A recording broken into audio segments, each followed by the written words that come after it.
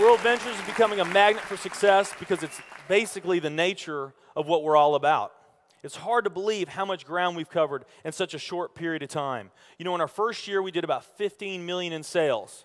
Our second year, we closed out at right at $50 million. That's over a 320% increase in our second year. And we are totally convinced that we will clear in our third year $100 million. And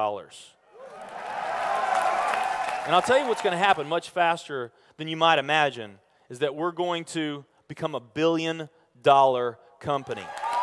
And some of you, especially the people newer to our company, you might find that hard to believe, or you think, you know, it's pretty outrageous goal. If you've really taken the time and you've studied companies that have achieved that level of success, what you found is that it's rare that a company that invents a brand new product or introduces into a brand new product segment has that type of success. What's more common, where you see these companies that achieve this mega success, it's companies that enter an industry that's already very, very large, also very competitive. They do something just a little bit different, and they carve out a small little piece of a really big pie, and with that small little piece, they become over $1 billion a year company.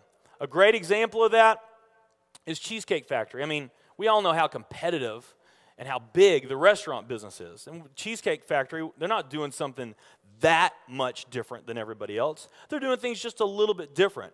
But they are a super success in business today. One of my favorite examples is Starbucks. I mean, how long has the coffee industry been around, and how big is the coffee industry? Okay, I mean, how many companies sell coffee? Starbucks, doing it just a little bit different.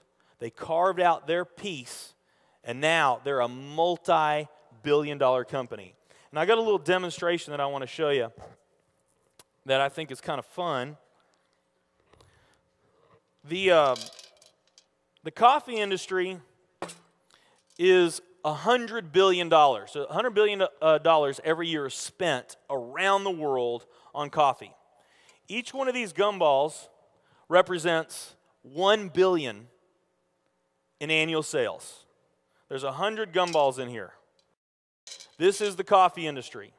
So Starbucks, if they want to, let's say they're brand new and they're starting out, and they've got this goal to become a billion-dollar company, they need to carve out 1% of that pie.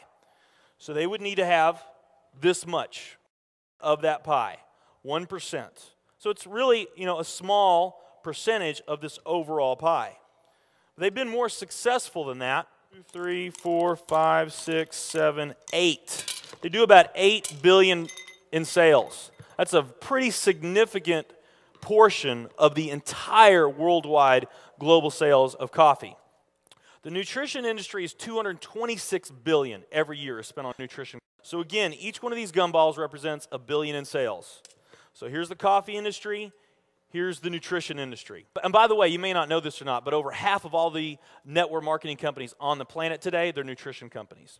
Now let's talk about the travel industry. We need a bigger base here. All right, here's the travel industry.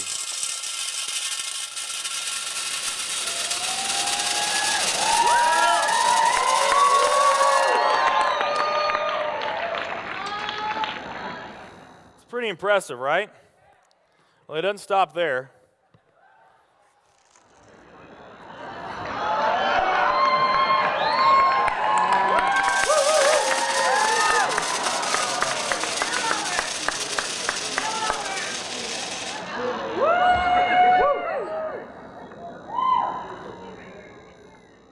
That's pretty big, right?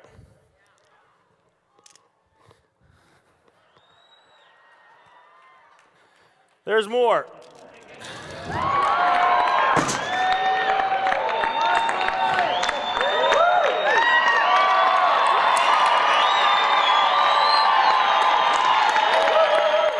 But wait, there's more.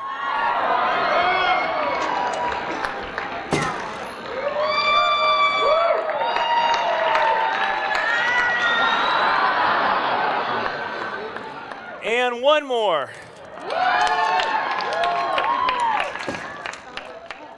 All right. So here's coffee. Here's nutrition, the entire nutrition industry. Here's travel.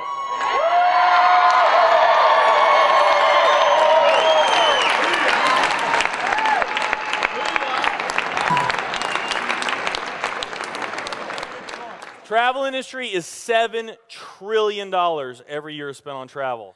And they also say that the travel industry is going to grow from $7 trillion to $13 trillion over the next decade. Nutrition and travel.